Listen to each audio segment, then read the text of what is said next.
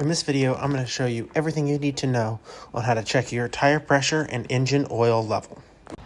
So when checking your tire pressure, you might be curious of what your tire pressure should be. And it's very important that you get it right.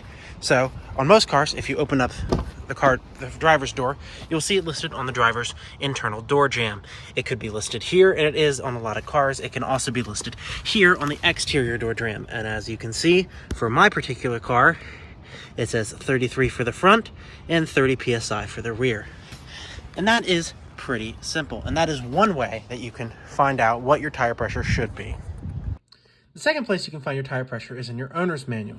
Now, sometimes it'll say it on the back in the quick reference guide, but it will always be listed under vehicle specifications in your owner's manual right here. Tire pressure, front 33, rear 30.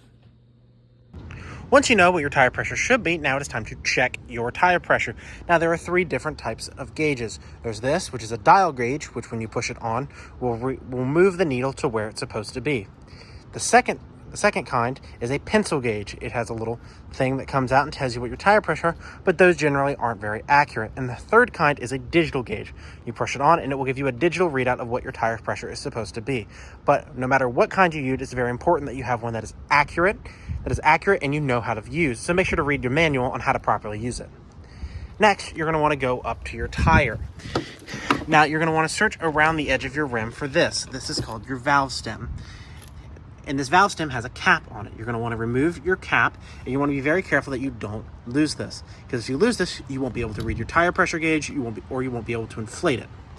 Now, once you remove the cap, you're going to want to take your gauge, and you're going to want to press it firmly on here until you don't hear any air. Like this. And now if you come down here and look at it, you'll see that this says it is at 26 psi. That is underinflated for this tire, so I will need to add air in order to bring it to its proper pressure of 33 psi. Once you do that, you're going to add air as necessary, or if it's too high, you might have to remove some by bleeding it off like so. By just partially pushing this on and letting some of the air come out.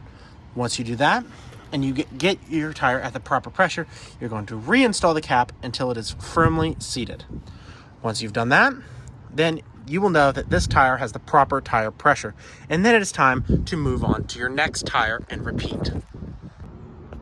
Now, the second thing that in checking your vehicle's health is checking your engine oil level.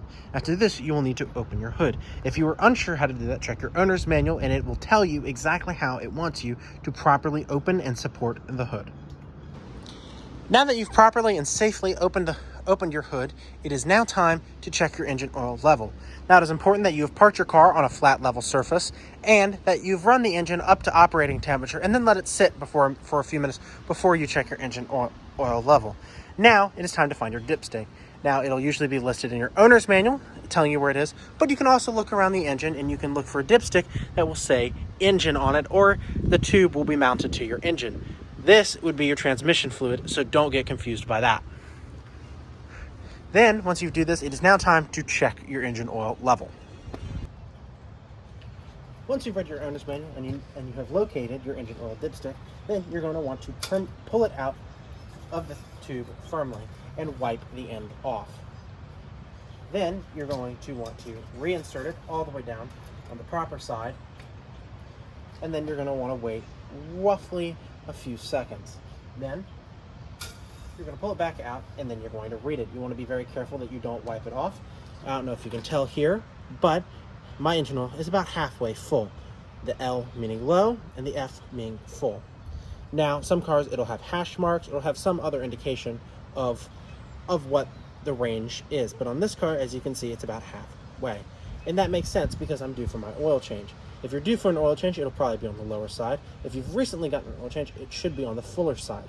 Now, in most cars, if you've gotten an oil change recently, but it's still reading low, in most cars, the difference between the low mark and the full mark is roughly 1 quart of oil. So you can add a quart of oil, but it's important that you know how to properly do that. So do research on how to properly do that. Then you're going to want to reinsert it after you've checked and you know your level. You'll want to clean it off completely to make sure you don't put any contamination into the engine oil pan.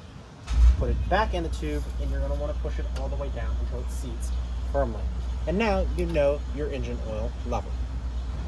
Now that you know what your engine oil level is, you will know that your engine has the proper amount of oil in it. Now, it is very important when you do check your engine oil that your car is on a flat level surface.